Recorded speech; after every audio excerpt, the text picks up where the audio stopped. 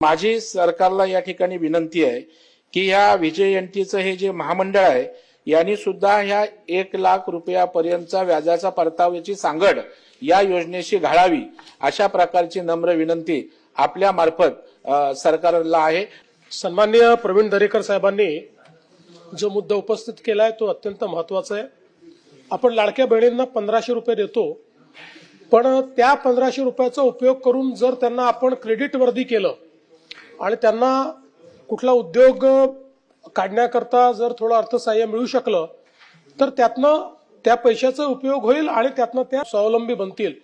आणि म्हणून हा पहिला प्रयोग आम्ही केला होता आणि प्रवीण दरेकरांनी अतिशय चांगला पुढाकार घेतला आणि जवळपास 1200 महिलांना ते कर्ज प्राप्त झालं आणि आता जवळपास ते बिनव्याजी झालाय। त्याचा हप्ता भरताना त्यांचे व्यवसाय देखील सुरू झालेले आहेत।